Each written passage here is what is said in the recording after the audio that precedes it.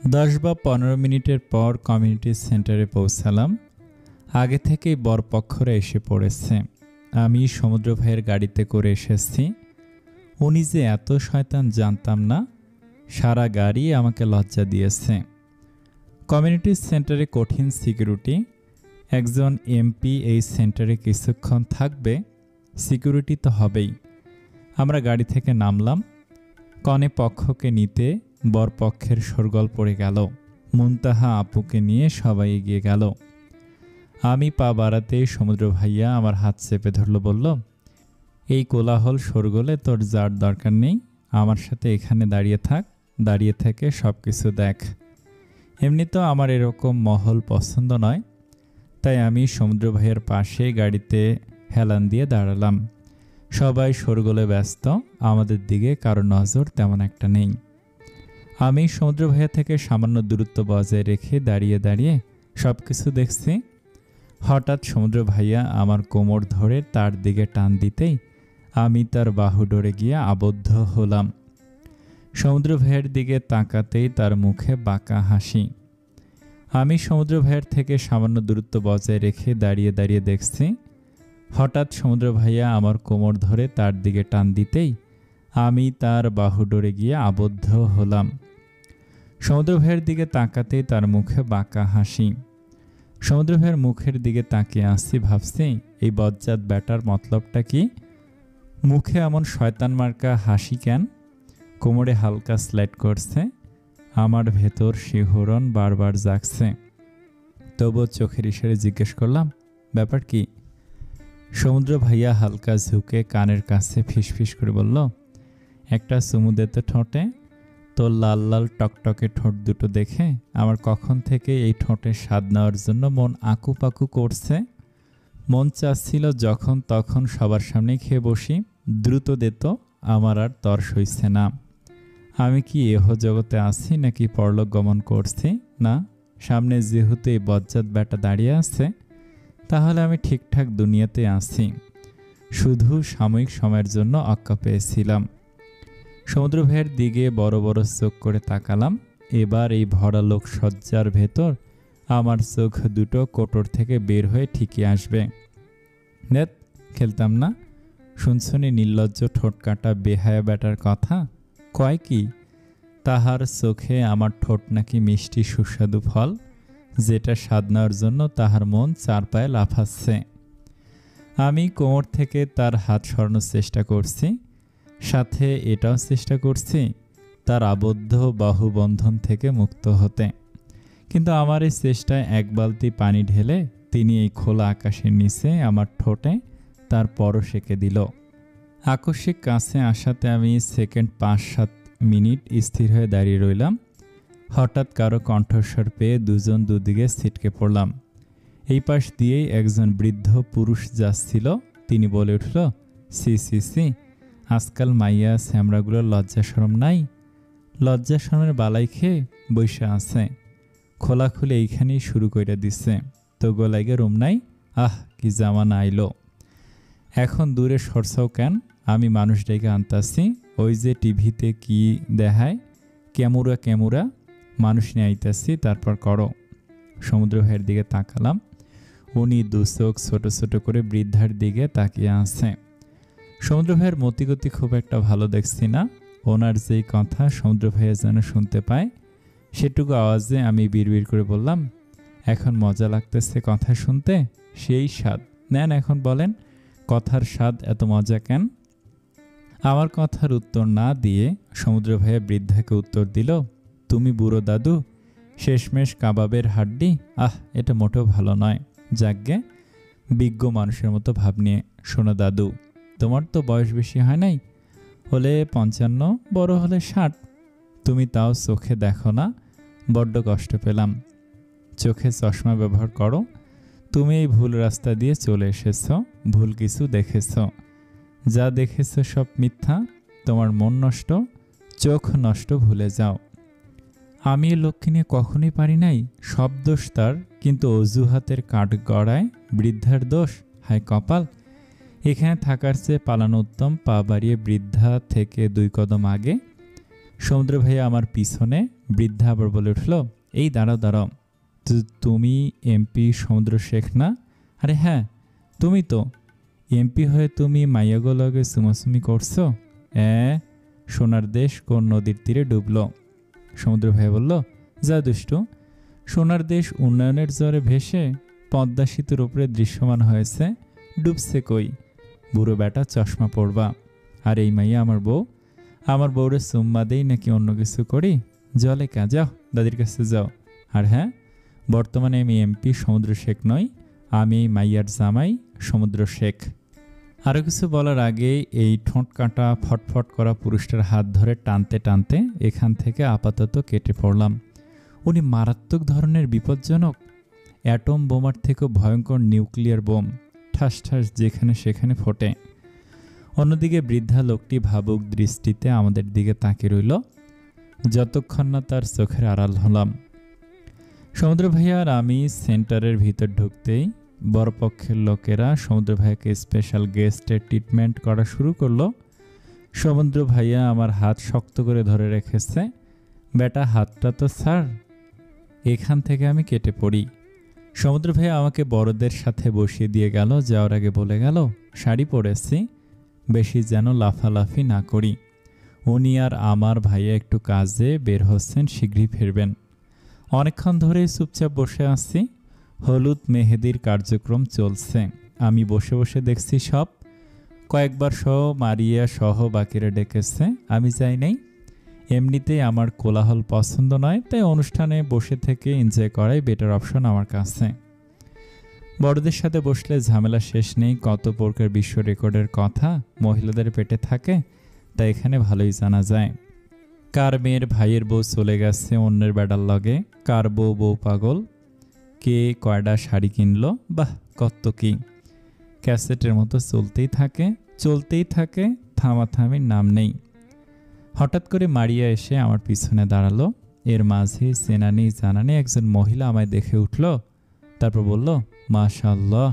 হ্যাঁ গো মারিয়া, এই মাইয়া ক্যাডা গো? ভালোই তো ধলামলা আছে। আমার পুতের লাগে এমন একটা মাইয়া খুঁজতে আসছি, আল্লাহ তো কম কিছু দিল না। এখন একটা মনের মতো মাইয়া আমার পুতের জন্য পাইলেই হলো। মা, নাম কি তোমার? মহিলাটি মারিয়াকে চিনে তাহলে? আমি মারিয়ার দিকে তাকাতে মারিয়া জোরপূর্বক হাসি দিল। ইস, কি বিশ্রী লজ্জাকর পরিস্থিতি! কি বিয়েত্তা মাইয়ারে আবার বিয়ের প্রস্তাব দেয়। যাকগে, বেটি তো জানে না আমি বিবাহিত। আমি জোরপূর্বক হাসি দিয়ে বললাম, আমার নাম আয়াতুল ফারিন ঝিনুক শেখ। আমি। তার আগে মারিয়া হি হি করে হেসে উঠে বলল। আমি সহ মহিলাটি ভুরু কুঁচকে তাকালাম। আর ভালো লাগছে না, এই মহিলা মহল থেকে এবার কেটে পড়া উচিত। আমি দাঁড়িয়ে গেলাম। মারিয়া বলল, আন্টি, মাইয়া পছন্দ হয়েছে? মহিলাটি হাসি মুখে মাথা নাড়িয়ে হ্যাঁ বোধক ইশারা দিল। মারিয়া বলল, এমপি সমুদ্র শেখের বোন, তাকে বললেই হবে। সেও তার বোনকে বিয়ে দেওয়ার জন্য ছেলে খুঁজছে, বিয়ের প্রস্তাব নিয়ে বাড়ি যাইয়েন। মহিলাকে আমি কিছু বলার আগে মারিয়া এক প্রকার জোর করে এখান থেকে টানতে টানতে নিয়ে গেল। আমি আর মারিয়া এই কথা নিয়ে হাসতে শুরু করলাম। মারিয়া বলল, এই বেটি যদি সত্যি বিয়ের প্রস্তাব নিয়ে তোকে বাড়িতে সমুদ্র জিজুর কাছে যায়, আহা, জীবনটা সোহা। সমুদ্র জিজু মনে হয় পৃথিবীতে প্রথম জামাই হবে যে তার বউয়ের বিয়ের প্রপোজাল পাবে। এটা বলে মারিয়া হাসি শুরু করলো। আমি ওর পিঠে দুম করে একটা কিল দিলাম। কিন্তু সত্যি কথা, আমিও হাসি আটকে রাখতে পারছি না। আমিও হাসা শুরু করলাম। মুনতাহা আপুকে হলুদ ছোয়ালাম, সাথে দুলাভাইকেও। বড়রা অনেকেই ছোয়ালো, পর্যায়ক্রমে কেউ গিফট দিচ্ছে, আবার কেউ হাতে টাকা গুজে দিচ্ছে। মহলটা দারুণ উত্তেজিত, উপভোগ্য। অসময়ে সবসময় আমার কাছে প্রকৃতির ডাক আসে। খুবই পেয়েছে রে, আমি মারিয়াকে বলতে মারিয়া ঠোঁট উল্টে বিরক্ত প্রকাশ করলো। তবু আমার অবস্থা দেখে বাধ্য হয়ে সে আমাকে সেন্টারের ভিতর একটা রুমে নিয়ে গেল। আমি মারিয়াকে বললাম, তুই এখানে থাকবি, আমার কিন্তু ভয় করে। আমি মিনিটের মধ্যেই এসে যাব। ওয়াশরুমের দিকে ছুটলাম। এদিকে মারিয়া বসে বসে অপেক্ষা করছে, বিরক্ত হচ্ছে বটে, কিন্তু কিছু করার নেই। হঠাৎ করেই দরজায় টোকা পড়ল। মারিয়া উঠে দরজাটা হালকা ফাঁকা করলো। একটা মেয়ে দাঁড়িয়ে আছে। মেয়েটি মারিয়াকে দেখে বলল, আপনি মারিয়া? মারিয়া ভুরু কুঁচকে তাকালো, বলল, জি।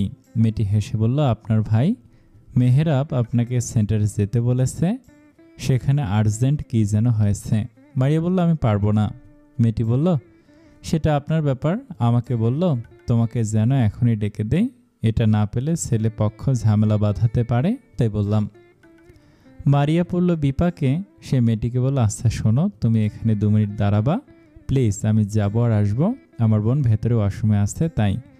মেয়েটি মুচকি হেসে বলল, আচ্ছা। মারিয়া দ্রুত চলে গেল। হয়তো মিনিট 5 সময় লাগলো, না হয় একটু বেশি, যদি এত সময় লাগার কথা না।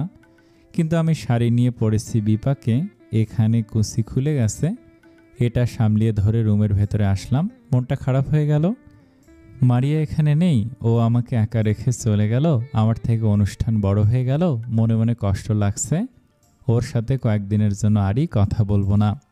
এদিকে আবার খুব বিরক্ত লাগছে, শাড়ির কুঁচি খুলে গেছে। রেগে গিয়ে কুঁচি ছেড়ে দিলাম। এ আরেক যন্ত্রণা। শাড়ি অর্ধেক খুলে নিচে পড়ে গেল। আয় হায়, কি লজ্জা, কি লজ্জা! কেউ এভাবে দেখে ফেললেই সর্বনাশ। এ জীবনে আজ নিয়ে মাত্র 2বার শাড়ি পরলাম, তাও 2বারই অন্য কেউ পরিয়ে দিয়েছেন। কি করব ভেবে কুল কিনারও পাচ্ছি না।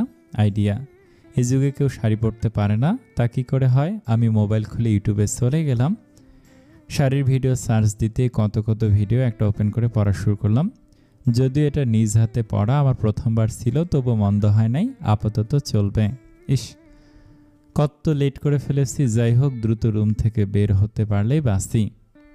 সেন্টারের একটা রুমে আমি একা, একটা মেয়ে, যদিও কড়া সিকিউরিটি দেয়া, তবু বিপদের হাত বালাই নেই। হঠাৎ করেই মনে পড়ে গেল সেই সাইকো অসভ্যটার কথা, লেজ গুটিয়ে আমার পিছনে পড়ে আছে। বাংলায় দারুণ একটা প্রবাদ আছে, শয়তানের নাম নিতে না নিতেই শয়তান হাজির। হঠাৎ করে রুমের লাইটটা নিভে গেল। মিটিমিটি একটা আবছা আলো রুমটাকে হালকা আলোকিত করে রেখেছে। আমি দরজার দিকে পা বাড়াতেই কেউ দরজা খুলে ভিতরে ঢুকলো। যদিও চেনার উপায় নেই কে সে। লম্বা প্রায় 6 ফুট হবে হয়তো। একটা পুরুষ আমার দিকে এগিয়ে আসছে। আমি একেবারে থমকে গেছি। আমার সাথেও কি ওসব হবে? আজ সম্মানহানি হব আমি? না না, এ কখনই হতে পারে না। অপবিত্র হতে চাই না। আমি না হয় বাঁচতে পারবো না। আমি ভয়ে লোকটির পাশ কাটিয়ে দৌড়ে গিয়ে দরজার কাছে পৌঁছে গেলাম, কিন্তু লাভ হলো না। বাহিরের দিক থেকে দরজা বন্ধ। একটা পরিচিত কণ্ঠস্বর, কলিজা কাঁপিয়ে দেওয়ার মতো। এতক্ষণ যাই দরজা খোলার জন্য চেষ্টা ও চিৎকার করছিলাম, যদিও গান বাজনার উচ্চ শব্দের ভেতর আমার চিৎকার কেউ শুনবে না, তবুও চেষ্টা তো চেষ্টাই। কিন্তু এখন এই লোকটির কণ্ঠস্বর শুনে আমার গলার কণ্ঠস্বর হাওয়ায় অদৃশ্য হয়ে গেছে। পেট থেকে বের হওয়া শব্দ বন্ধ করে দিছে। পা দরজায় স্থির হয়ে গেছে। শরীরের সমস্ত শক্তি যেন লোপ পেয়েছে। লোকটি বলল, বেলা শুনছ? সময়টা যে আমি আবারও পেয়ে গেছি। তুমি এত নিষ্ঠুর কেন? এত লম্বা লগ্ন পেরিয়ে সাক্ষাৎ পরও পালানোর জন্য ছটফট করো। বেলা, আমার কষ্ট হয়, বড্ড অভিমানে মন পুড়ে যায়। গভীর নেশালো কণ্ঠে। আমি দরজায় হেলান দিয়ে শরীরের সমস্ত ভর ছেড়ে দিলাম। না, জ্ঞান হারিয়ে ফেলি নাই। আজ যাই হোক, জ্ঞান হারানো যাবে না। লোকটি 2 কদম আমার দিকে এগিয়ে এলো। খুবই নিকটবর্তী হয়ে দাঁড়িয়েছে আমার সামনে। আমাদের মাঝে হয়তো 1 হাতের দূরত্ব। আজ যে সে নিজেকে কভার করেনি, তবে এই আলোতে তার চেহারা বোঝা যাচ্ছে না। করা অদ্ভুত এক পারফিউমের তীব্র ঝাঁজ। লোকটির নিঃশ্বাসের শব্দ আমার কানে বিঁধছে। এদিকে আমার হৃদস্পন্দন বেড়ে গেছে। মনে হচ্ছে স্বাভাবিকের তুলনায় 4 গুণ জোরে লাফাচ্ছে। আমি সাহস করে কাঁপা কাঁপা গলায় বললাম, কে আপনি? আমার পিছনে কেন পড়ছেন?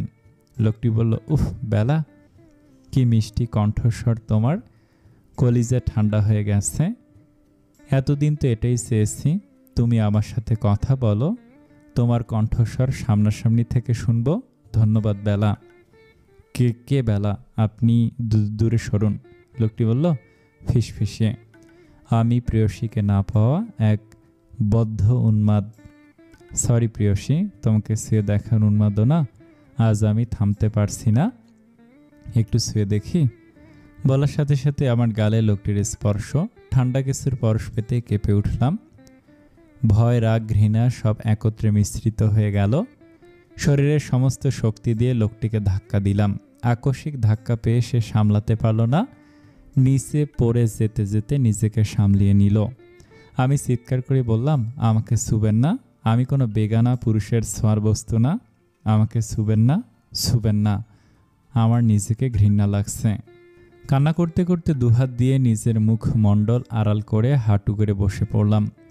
লোকটি হো হো করে হেসে উঠল, বলল, সমুদ্র শেখের ছোঁয়া বেগানা নয়, সেটা বড্ড মজাদার, তাই না?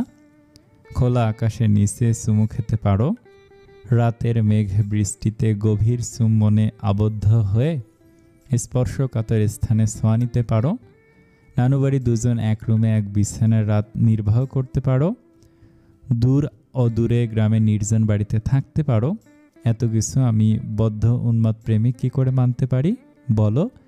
রাগে চিৎকার করে। আমার ছোঁয়ায় ঘৃণা করে? সমুদ্রগুলো মজা লাগে, মেরে ফেলবো? সমুদ্রকে রাস্তা থেকে সরাতেই হবে, যা আমার তা আমারই। সেকেন্ডের মধ্যেই হো হো করে হেসে উঠল, গুনগুনিয়ে গান ধরল, বন্ধু তুমি ভালো, তুমি তো চাঁদের আলো, আমি মনে হয় বামন হয়ে চাঁদে হাত বাড়াই, ঝলসে যাব জানি, মানছে না মন খানি, পাবো না জেনেও মিশে মিশি কেন পেতে চাই, আমি কেন বারবার প্রেমে পড়ে যাই। সমুদ্র কাজ শেষ করে দলবল নিয়ে সেন্টারের ভিতর ঢুকলো। ঢুকে এদিক সেদিক বারবার চোখ বোলাচ্ছে তার প্রিয়তমাকে এক ঝলক দেখার জন্য, কিন্তু হতাশ হলো না, তার চুরি বউ এই মহলে নেই। ঠিক এ সময় মারিয়াকে দেখতে পেল, যে একবার এদিক তো একবার সেদিক কাকে যেন খুঁজছে। সমুদ্র মারিয়াকে ডাক দিল। মারিয়া এগিয়ে আসতে জিজ্ঞাসা করলো, ঝিনুক কোথায়? মারিয়া বলল, ঝিনুক তো সেন্টারের 2 নম্বর রুমে, ওর ওয়াশরুমে যাওয়ার দরকার ছিল তাই ওখানে গেছে। সমুদ্র বলল, তুমি ওরে একা কেন ওখানে এসেছো রেখে? এখানে কাকে খুঁজছো? হয়রানি ক্লান্ত দেখাচ্ছে কেন? মারিয়া এবার সবকিছু খুলে বলল। সমুদ্রের পিছনে মেহেরাব ও শাহিন ছিল, কিছু একটা নিয়ে আলোচনা করছে। ওরা দুজনে মারিয়া আর সমুদ্রের কথাবার্তা শুনেছে। তাই মেহেরাব সমুদ্রের পিছন থেকে বলে উঠল, আমি আবার কখন তোকে ডাকলাম? আমি তো সমুদ্র ভাইয়ের সাথে গিয়েছিলাম। তাছাড়া বরপক্ষ ঝামেলা করবে কেন? বাবা চাচারা তো এখানেই আছেন। সমুদ্র চমকে উঠল, যাহা 52 তাহাই 62, হিসাব তো অনেক জটিল। তার মনে অজানা ভয় হানা দিল। সে ভাবছে, আবার কি তাহলে ঝিনুক সেই পুরুষটির সন্নিকটে? সে সব কিছু ফেলে ঝিনুকের থাকা রুমটার দিকে দৌড় দিল। সমুদ্রের সাথে সাথে মারিয়া, মেহেরাব, শাহিনও দৌড় দিল। সেন্টারের 2 নম্বর রুমের সামনে এসে দাঁড়াতেই কারো অস্পষ্ট কান্নার রোল বা আওয়াজ শোনা গেল।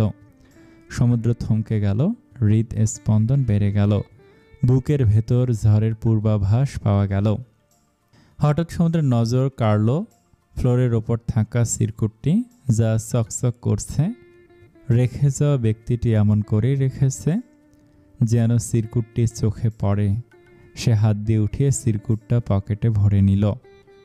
দরজাটা বাহিরের থেকে লক করা। খুলে ভিতরে ঢুকতে দেখে ঝিনুক দরজার পাশেই হেলান দিয়ে বসে আছে, অস্পষ্টভাবে কান্না করছে। ঢেকুর উঠে গেছে। সমুদ্র তার প্রিয়তমার এমন অবস্থা দেখে কেঁপে উঠল। তাড়াতাড়ি ঝিনুকের সামনে বসে ঝিনুককে বুকে জড়িয়ে নিল। সমুদ্র বলল, চুরুই, হয়েছে কি? এমন করে বসে আছিস কেন? কান্না করছিস কেন? আমাকে বল। এতক্ষণ আমার ইহজগতে কিছুর প্রতি ধ্যান ছিল না। আজ যে প্রথম আমি এরকম পরিস্থিতিতে পড়লাম। লোকটি আমাকে ছুঁয়েছে কোন অধিকারে? উনি সমুদ্র ভাইয়া আর আমার সম্পর্ককে অপবিত্র করেছে কেন?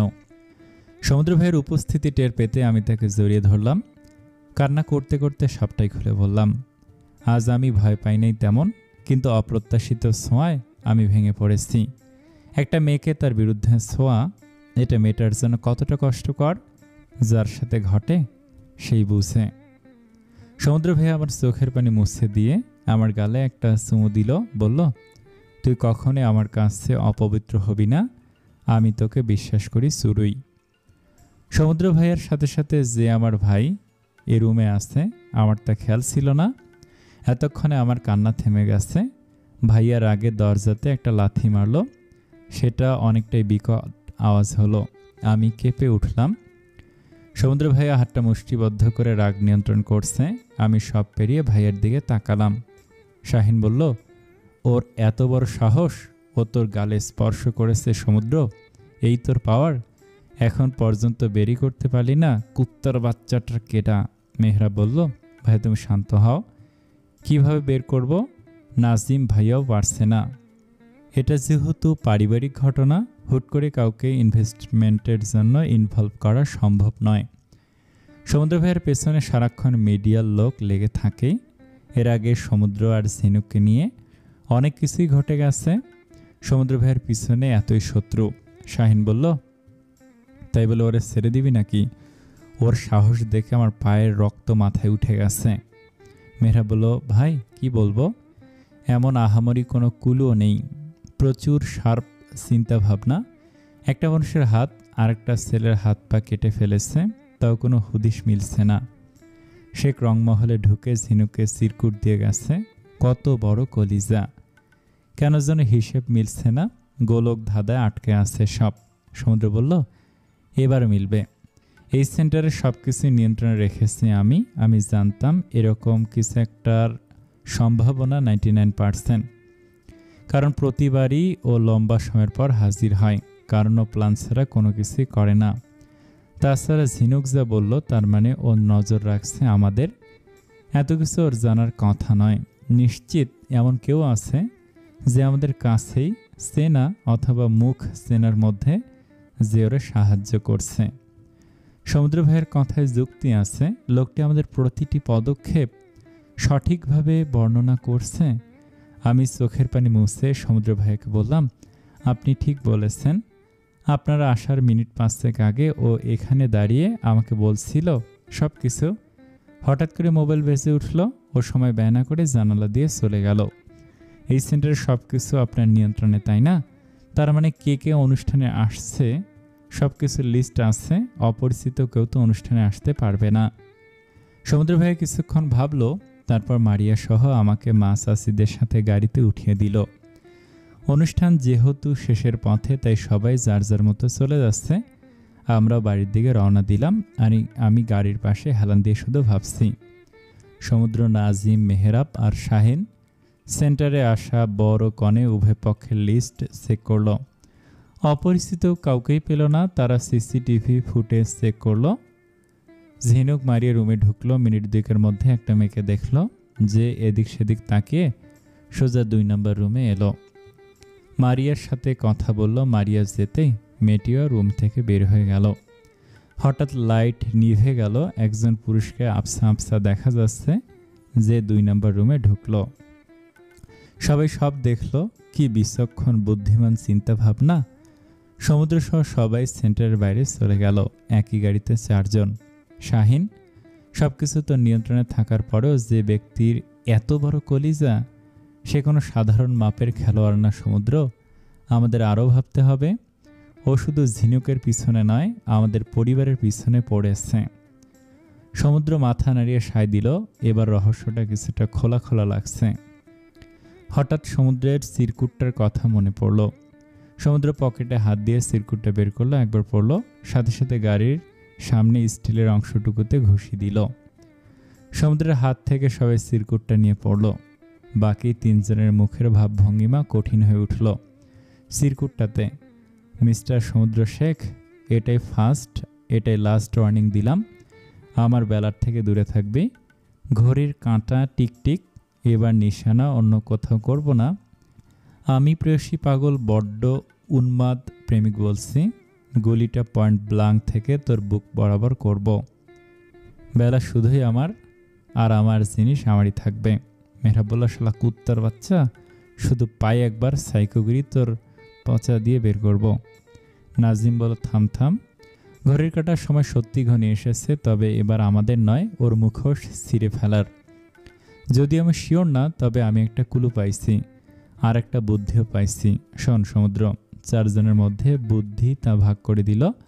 সমুদ্র বাঁকা হেসে উঠল, বলল, মার্কা আইডিয়া, যা সুরিয়ের ম্যাডাম তোর বউ কনফার্ম। মানে? সমুদ্র সবকিছু বলতেই নাজিম ব্লাশিং করছে। সবাই উচ্চস্বরে হেসে উঠল। ভালো রাতই হয়েছে, আমার সাথে ঘটে যাওয়া ঘটনাগুলো বাড়ির বড়রা কেউ জানে না। আমাদের কি করা উচিত, তাদের জানানো নাকি জানাবো না? সমুদ্র ভাইয়া তো বুদ্ধিমান মানুষ, সে যেহেতু বলে নাই তাহলে না বলাই উত্তম। বিছানায় শুয়ে আসছি, একবার এদিক আরেকবার সেদিক। মারিয়াও জেগে আছে, সে খুব গভীর মনোযোগ দিয়ে মোবাইল চাপছে। আমার চিন্তাও এদিক সেদিক নড়াচড়া দেখে ও মোবাইল চাপা বন্ধ করে আমার দিকে তাকিয়ে বলল, কিছুক্ষণ ধরে দেখছি তুই কিছু ভাবছিস। কি ভাবছিস? মারিয়া শর্ট ফর্ম, তুই তো সবই জানিস। এই ঘটনাগুলো শুরু থেকে এখন পর্যন্ত কোনো কিছুই বাদ নয়। তবে মারিয়া বলল, তবে কি? তুই কি কিছু লুকাচ্ছিস? কিরে? না, লুকোনোর কিছু নেই।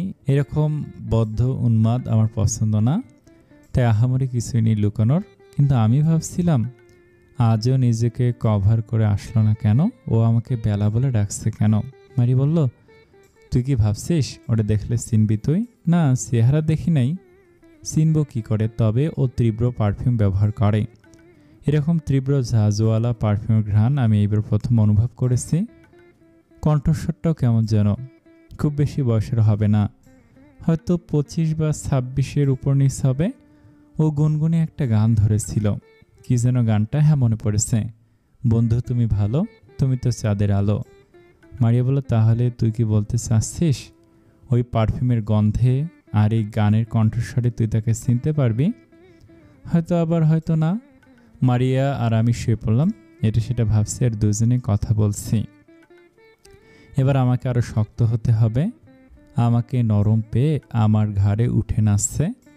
ওর শেষ আমাকেই করতে হবে। একবার যে এগুলো ভাবতে ভাবতে ঘুমিয়ে পড়লাম। সমুদ্র গভীর চিন্তা আছে। সে নিজের হায়ারে যত লোক, যত কর্মচারী আছে লিস্ট বের করল। সারাদিন মন্ত্রী পরিষদের কাজ, এখানে সেখানে এটা সেটা নিয়ে ব্যস্ততা। তার ওপর যতটুকু সময় পায় তা চড়ুই পাখিকে দিতে চেষ্টা করে। সেটাতে বাধা হয়ে দাঁড়ায় গেছে একজন। আরে এ দুনিয়ায় কি ওর জন্য মেয়ের অভাব পড়ছিল?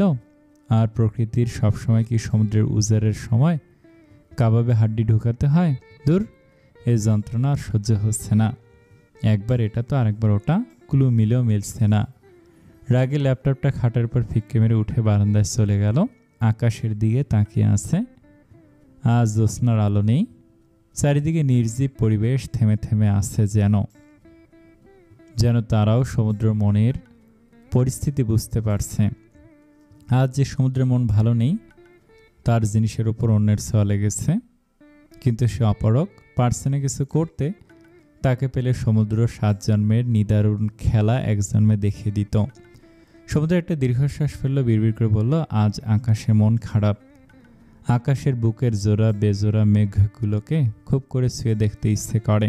সত্যি কি আজ আকাশের মন খারাপ?